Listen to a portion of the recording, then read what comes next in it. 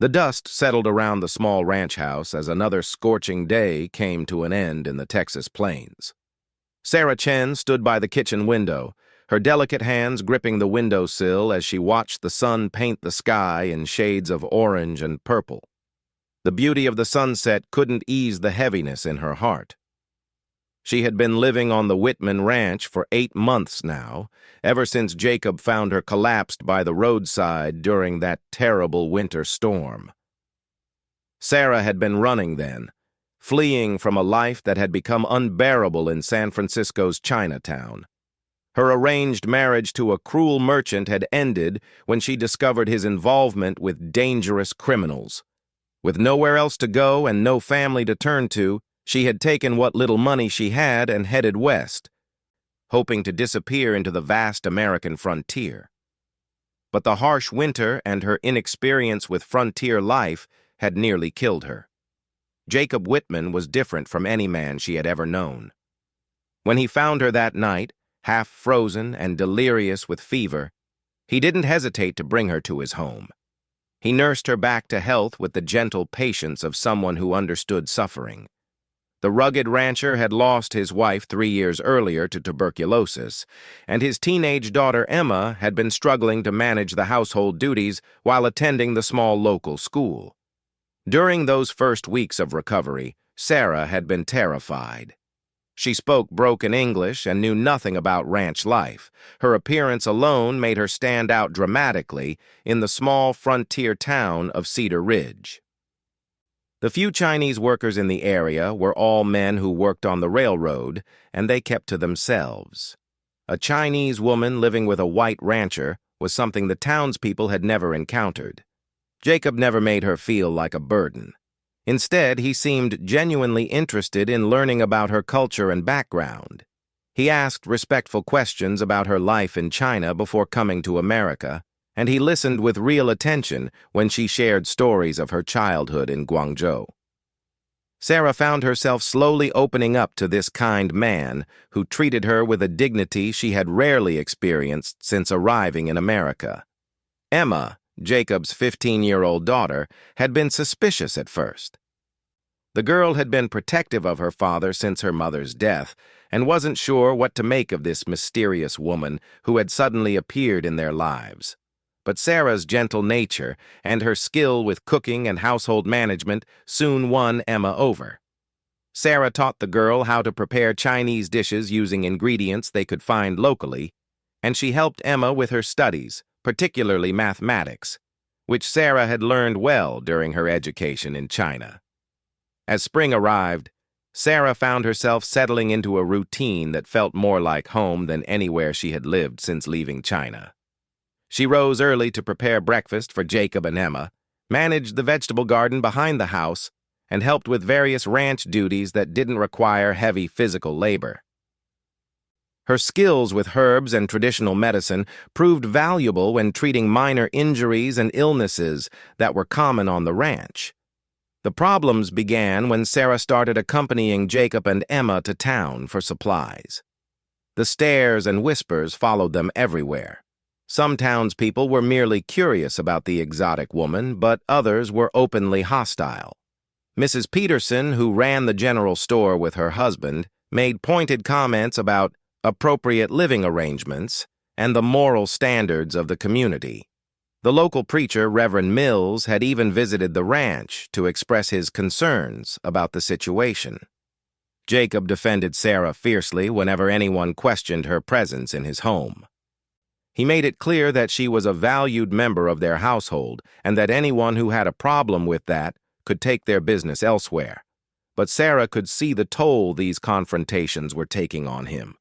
She noticed how his jaw would clench when people stared, and how he would position himself protectively between her and anyone who looked like they might cause trouble. The turning point came during the town's summer festival. Sarah had been hesitant to attend, but Emma had begged her to come and help with the food preparation. The women of the town had organized a community meal, and Emma was excited to show off some of the recipes Sarah had taught her. Against her better judgment, Sarah agreed to attend. The festival started well enough. Sarah's contributions to the meal were met with surprised appreciation from many of the townspeople who had never tasted Chinese cuisine. Several women approached her with genuine interest, asking about her cooking techniques and the herbs she used. For a brief moment, Sarah allowed herself to hope that acceptance might be possible. But as the evening wore on and people began to drink, the atmosphere shifted. A group of men, led by Tom Bradley, the town's self-appointed moral guardian, began making loud comments about keeping the town pure and protecting American values. Their words weren't directly aimed at Sarah, but their meaning was clear enough. The tension in the air became palpable as other townspeople either joined in with subtle nods of agreement or moved away uncomfortably. Jacob tried to defuse the situation by suggesting they head home early, but Bradley wouldn't let it rest. He approached their table with several of his friends, ostensibly to welcome Sarah to the community. His words were carefully chosen to sound polite on the surface, but the underlying hostility was unmistakable. He asked invasive questions about Sarah's relationship with Jacob and made pointed comments about the proper way for unmarried people of different races to interact. Emma, who had inherited her father's protective instincts, stood up to defend Sarah with the fierce loyalty of youth. But her intervention only made things worse. As Bradley and his companions began questioning whether it was appropriate for a young white girl to be influenced by foreign ways, the situation was rapidly escalating towards something that could turn dangerous. Sarah felt the familiar weight of being different, of never quite belonging anywhere. In that moment, surrounded by hostile stares and thinly veiled threats, she made a decision that would change everything. She quietly told Jacob they needed to leave immediately. Her voice was steady, but he could see the fear and resignation in her eyes. The ride home was silent except for the sound of wagon wheels on the dusty road. Emma was angry and confused, asking why they had to leave when Sarah had done nothing wrong. Jacob tried to explain that sometimes people fear what they don't understand. But Sarah could see that he was struggling with his own anger and frustration. That night, after Emma had gone to bed, Sarah and Jacob sat on the front porch in the cooling evening air. The conversation they both knew was coming could no longer be avoided. Sarah looked out at the vast landscape she had come to love and felt the first tears she had allowed herself to shed in months. "I am grateful for everything you have done for me," she said quietly, her accent more pronounced when she was emotional.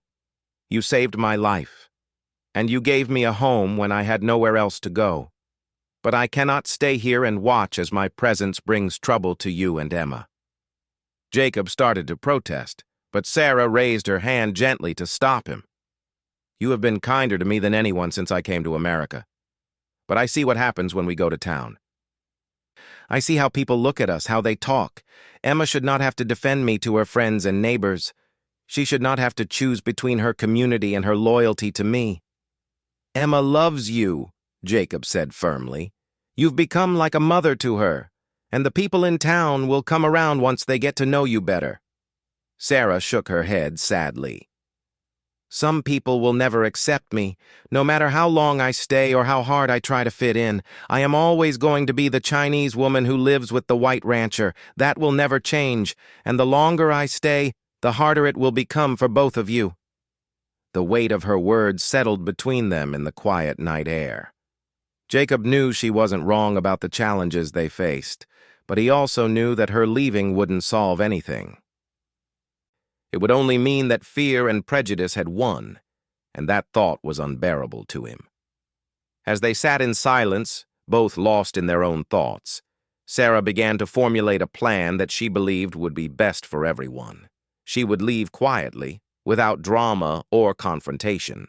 She had saved some money from the small wages Jacob insisted on paying her for her work around the ranch, and she knew of other Chinese communities further west where she might find acceptance. It would mean starting over again, but she had done it before. The decision felt like another small death, but Sarah had learned to survive by adapting to circumstances beyond her control. She loved Jacob and Emma more than she had ever allowed herself to love anyone since leaving China. But that love was exactly why she had to go. She couldn't bear to watch them suffer because of her presence in their lives.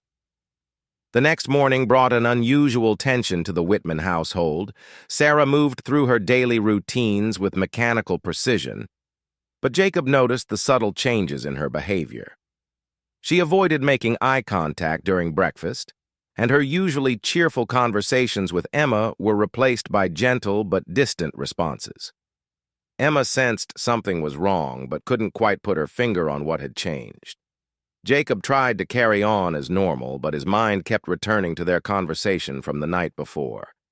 He had seen the resignation in Sarah's eyes, and it worried him more than any direct threat from the townspeople.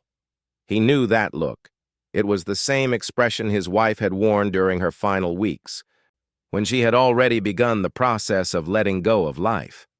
The thought of Sarah simply disappearing from their lives without a fight was unacceptable to him. Throughout the morning, Jacob found himself creating reasons to stay close to the house, rather than heading out to the far pastures as he usually did. He repaired a fence that didn't really need fixing and spent an unusual amount of time checking on the horses in the nearby corral. His instincts told him that Sarah was planning something and he wasn't going to let her slip away without a proper conversation. Sarah, meanwhile, was quietly making preparations for her departure. She had decided to leave the following evening, just after dusk, when the family would be settling in for the night. It would give her several hours of darkness to travel before anyone realized she was gone. She carefully packed her few belongings in the small cloth bag she had carried when Jacob first found her, taking only what she had brought with her originally. Everything Jacob and Emma had given her, the dresses, the books, the small trinkets, would stay behind. During lunch, Emma chattered excitedly about a letter she had received from her friend Martha, who lived on a ranch 30 miles north. Martha's family was planning a visit to Cedar Ridge the following week, and she wanted to meet Sarah after hearing Emma's enthusiastic descriptions of her cooking and stories. Emma was already making plans for special meals and activities to show off her big sister, as she had begun calling Sarah. Sarah listened with a smile that didn't quite reach her eyes, nodding at appropriate moments while her heart broke a little more with each of Emma's excited plans. The girl had no idea that Sarah wouldn't be there when Martha arrived. In Emma's innocent worldview, people didn't just disappear from her life without explanation.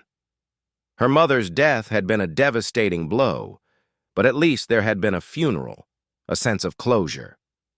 Sarah's planned departure would leave behind only questions and confusion. After lunch, Jacob finally found an opportunity to speak with Sarah privately. Emma had gone to the schoolhouse for the afternoon lessons, and they were alone in the kitchen where Sarah was preparing vegetables for the evening meal. Jacob stood in the doorway for a long moment, watching her work with the graceful efficiency he had come to admire. "You're planning to leave," he said quietly. It wasn't a question. Sarah's hands stilled for a moment before resuming their work. "I think it would be best," she replied without looking up. "Best for whom?" Jacob stepped into the kitchen and sat down at the table where he could see her face. "Emma will be heartbroken. She's already lost one mother." "She will understand eventually," Sarah said, though her voice betrayed her uncertainty. "Children are resilient. She will make new friends, find new interests. She does not need me." "But she wants you," Jacob said firmly, "and so do I." Sarah finally looked up, meeting his eyes for the first time that day. "What you want and what is practical are two different things, Jacob. You know this. You have seen what happens when we go to town together. You have heard what people say. I don't care what people say. But I care what happens to Emma because of what people say." Sarah set down her knife and turned to face him fully. "Yesterday at the festival, I watched her face when that man was talking. She was confused and hurt, and she should not have to feel that way because of me. She should not have to defend my presence in her home to her friends and neighbors."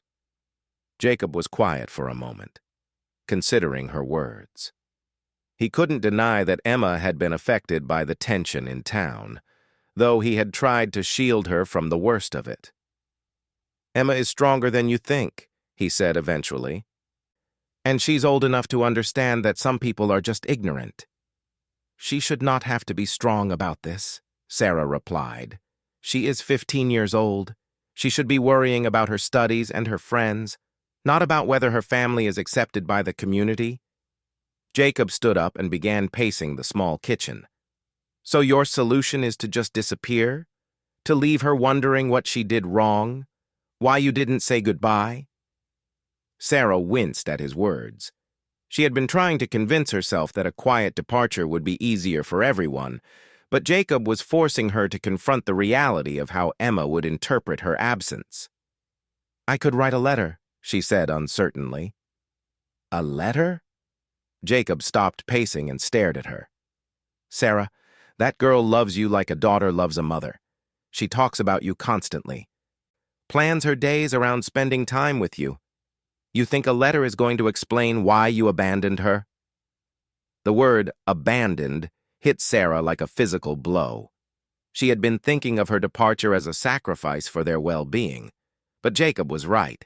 Emma wouldn't see it that way. From Emma's perspective, Sarah would simply be another important person who had disappeared from her life without warning. "Then what do you suggest?" Sarah asked, her carefully maintained composure beginning to crack. "Should I stay and watch as your neighbors turn against you? Should I wait until someone decides to take more serious action against our household? Should I let Emma grow up as an outcast because her family harbors a Chinese woman?" "I suggest you stop assuming you know what's best for everyone else," Jacob said, his voice rising slightly before he caught himself and lowered it again. "I suggest you trust that Emma and I are capable of making our own decisions about who we want in our lives." Sarah turned back to her vegetables, her hands shaking slightly as she resumed chopping. "You do not understand what it is like to always be the outsider, Jacob. You have never walked into a room and felt everyone's eyes on you, wondering if you belong there. You have never had to smile politely while people make comments about your appearance or your accent. You have never had to prove your worth to people who have already decided you are less than they are." Jacob was quiet for a long moment, absorbing the pain behind her words. He realized that despite living together for 8 months, he had only glimpsed the surface of what Sarah's daily experience was like. "You're right," he said finally. "I don't understand all of it, but I want to understand, and I want to help you fight it, not run from it." "Fighting requires that both sides want the same thing," Sarah said sadly. "Most of the people in town do not want me here. They tolerate me because they respect you, but tolerance is not acceptance, and tolerance can change very quickly when people feel threatened." Jacob sat back down, leaning forward with his elbows on the table. "What if we moved somewhere else?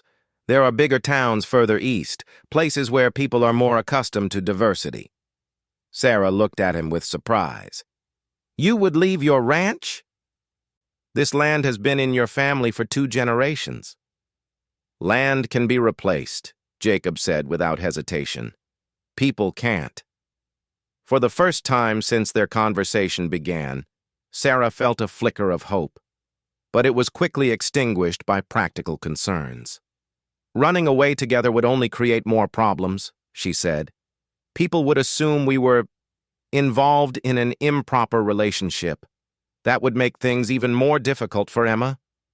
Jacob flushed slightly at the implication, but he didn't deny that the thought had occurred to him. Over the months, his feelings for Sarah had grown beyond simple gratitude and respect. He had found himself looking forward to their evening conversations, admiring her intelligence and strength, and feeling a contentment in her presence that he hadn't experienced since his wife's death. But he had been careful not to express these feelings, knowing that Sarah was still vulnerable and dependent on his protection. "There are ways to make things proper," he said carefully, not quite meeting her eyes. Sarah stared at him, unsure if he was suggesting what she thought he might be suggesting. "Jacob, you cannot mean—" "I mean that if you're willing to stay, we can find a way to make it work, whatever it takes." The implications of his words hung in the air between them. Sarah felt a mixture of hope, fear, and confusion that made it difficult to think clearly. The idea of staying, of building a real life with Jacob and Emma, was more appealing than she had allowed herself to admit, but it also seemed impossible given the social realities they faced. Before she could respond, they heard Emma's voice calling from outside, signaling her return from school. Sarah quickly busied herself with dinner preparations while Jacob went to greet his daughter. The conversation would have to continue later, but something fundamental had shifted between them. The possibility of a future together had been acknowledged, even if the path forward remained unclear. Emma burst into the kitchen full of excitement about her day, chattering about a new arithmetic problem she had solved and a story her teacher had shared about the Oregon Territory. She noticed the tension between Sarah and her father, but attributed it to one of those mysterious adult concerns that periodically created strange atmospheres in the house. As they sat down to dinner, Sarah found herself studying both Jacob and Emma with new eyes. Could they really become a family in the true sense? Could love and determination overcome the prejudice and obstacles they faced? For the first time in days, Sarah began to consider that maybe running away wasn't the only option available to her. That evening, after Emma had gone to bed with a head full of plans for Martha's upcoming visit, Sarah and Jacob found themselves once again on the front porch.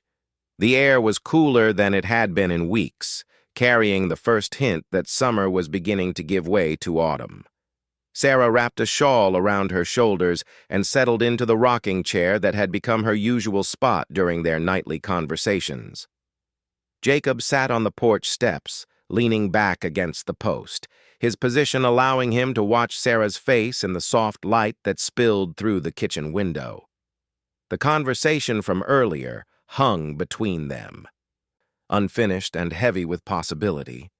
Both of them seemed to be gathering courage for what needed to be said. "I need to tell you something," Sarah said finally, her voice barely above a whisper. "When I first came here, I was not just running from an unhappy marriage. I was running from men who wanted to hurt me because of what I had witnessed." Jacob straightened, his attention fully focused on her words. Sarah had never spoken in detail about her life before arriving at his ranch, and he had respected her privacy. But now, sensing that she was about to trust him with something important, he remained silent and let her continue.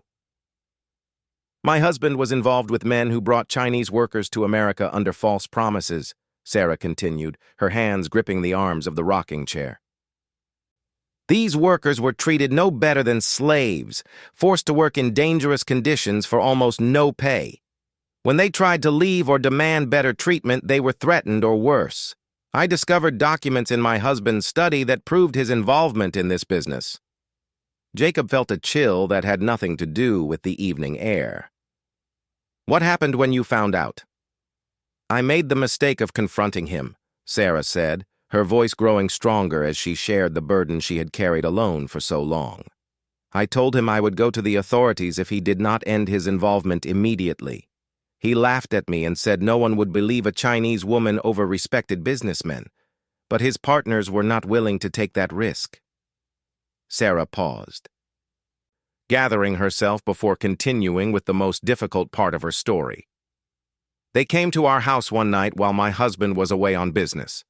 They made it clear that I had two choices: remain silent and cooperate with their operations, or disappear permanently. I chose a third option. I took the documents I had found and ran." Jacob felt a surge of protective anger at the thought of Sarah being threatened and terrified. "Did you go to the authorities?" "I tried," Sarah said sadly. "But my husband was right about one thing. No one was interested in listening to a Chinese woman make accusations against prominent white businessmen. The police suggested I was confused or making up stories to cause trouble for my husband. When I realized I could get no help through official channels, I knew I had to leave California entirely. And the documents? Hidden, Sarah said simply. If something happens to me, they will eventually find their way to people who can use them to stop these men. But as long as I remain hidden and quiet, I pose no immediate threat to their operations. Jacob was quiet for several minutes, processing what Sarah had shared with him. Her reluctance to stay in one place for too long suddenly made much more sense. So did her fear of drawing attention to herself in town. She wasn't just worried about social acceptance. She was worried about her safety and the safety of anyone associated with her. "Are you still in danger?" he asked finally. "I do not know," Sarah admitted. "It has been almost a year since I left San Francisco. They may have decided I am too insignificant to pursue. Or they may still be looking for me. There is no way to know for certain." Jacob stood up and walked to the porch railing, staring out at the dark landscape while he considered this new information. When he turned back to face Sarah, his expression was resolute. "This changes nothing about what I said earlier. If anything, it makes me more determined to help you." "Jacob, you do not understand." "I understand that you've been carrying this burden alone for months," he interrupted gently. "I understand that you've been protecting Emma and me by keeping this secret, even when it would have been easier to explain why you needed to leave. And I understand that you're one of the bravest people I've ever met." Sarah felt tears threatening for the second time in 2 days. Jacob's unwavering support was something she had never experienced before, and it both comforted and terrified her. "If those men ever find me here, they will not hesitate to hurt you and Emma to get what they want. You have already done so much for me. I cannot ask you to take that risk." "You're not asking," Jacob said, returning to his seat on the steps. "I'm choosing. And I'm choosing you, Sarah. I'm choosing us." The simple declaration hung in the air between them, loaded with meaning that went far beyond the immediate crisis they were discussing. Sarah looked at this man who had shown her more kindness and respect than she had ever known, and felt something shift inside her chest. For the first time since leaving China, she began to believe that she might actually belong somewhere. "There is something else you should know," Sarah said, her voice stronger now that the most difficult part of her story had been shared. "I have been thinking about your suggestion that we move somewhere else, somewhere more accepting. There is a place I know of, a town called Sacramento, where there is already a large Chinese community. My cousin's letters mention that there are several mixed families there, Chinese women married to men of other backgrounds. It might be possible for us to find acceptance there." Jacob felt a surge of hope. "Your cousin?" "She came to America 5 years before I did, with her husband who is German. They have built a successful business and seem to be accepted by their community. She has written several times asking me to visit, but I was too afraid to travel while my situation remained uncertain." "Would she help us?" "I believe so," Sarah said. "She knows something of my circumstances, though not all the details. She has always said I would be welcome in their home if I needed a fresh start." Jacob leaned forward, his excitement growing as he began to see a possible path forward. "We could sell the ranch. It would give us enough money to start over somewhere else, maybe even buy a small business or property in Sacramento." "You would really leave all this?" Sarah gestured to the land around them that had been Jacob's life for so many years. "This land means nothing to me if you and Emma aren't here to share it," Jacob said without hesitation. "Home isn't a place. It's the people you love." Sarah felt the last of her resistance crumbling. The practical problems and social obstacles were still real, but Jacob's determination to face them together gave her courage she hadn't known she possessed. And Emma? What if she does not want to leave her friends and her school? "Emma wants you to stay more than she wants to stay here," Jacob said confidently. "I've seen how she looks at you, how she talks about you to her friends. You're not just someone who lives in our house. You're her family. She would follow us anywhere as long as we're all together." Sarah stood up and walked to the porch railing, looking up at the stars that seemed brighter and more numerous than they had appeared in weeks. "If we do this," she said slowly, "if we really try to build a life together, there can be no secrets between us. You must know everything about my past, about the dangers we might face." "I want to know everything," Jacob said, joining her at the railing. "The good and the bad, the easy and the difficult. I want to know about your childhood in China, about your family, about your dreams for the future. I want to know what makes you laugh and what makes you cry. I want to know all of it." Sarah turned to look at him, seeing in his eyes the same hope and determination she was beginning to feel herself. "And if those men ever do find us? If choosing me brings danger to you and Emma?" "Then we'll face it together," Jacob said simply. "All three of us, as a family." Sarah felt the weight of her planned departure lifting from her shoulders like a physical burden being removed. For 8 months, she had been living as a temporary guest, always ready to move on when circumstances required it. But standing here with Jacob, talking about a future they could build together, she finally allowed herself to believe that she had found her home. "There is one more thing we must consider," Sarah said, a slight smile playing at the corners of her mouth. "If we are to be a proper family, there are certain formalities that must be observed." Jacob grinned, understanding her meaning perfectly. "Miss Chen, are you suggesting that I need to make my intentions honorable?" "I am suggesting that if we are going to face the world together, we should do so as husband and wife," Sarah said, her cheeks flushing slightly at her own boldness. "Emma deserves a stepmother she can be proud of, not a woman living in her father's house under questionable circumstances." Jacob took her hand gently, marveling at how small and delicate it felt in his work-roughened palm. "Sarah Chen, will you marry me and help me give Emma the family she deserves?" "Yes," Sarah said without hesitation. "Yes, I will marry you, and we will build something beautiful together, the three of us." As they stood together on the porch, hands clasped and faces turned toward the future, Sarah felt the fear and uncertainty that had driven her for so long finally beginning to fade. Tomorrow would bring new challenges and difficult conversations, particularly with Emma about their plans to leave Cedar Ridge. But tonight, for the first time since arriving in America, Sarah felt truly safe and loved. The woman who had whispered about departing at dusk, convinced she was nothing but a burden, had discovered something she had never expected to find: a family willing to fight for her, a man who valued her above his own comfort, and a future that held promise instead of just survival. The weight she had carried for so long was finally shared by people who loved her exactly as she was. In the distance, a coyote howled its lonely song to the moon, but Sarah no longer felt any kinship with that solitary sound. She had found her pack, her place, her people, and tomorrow they would begin the journey toward their new life together.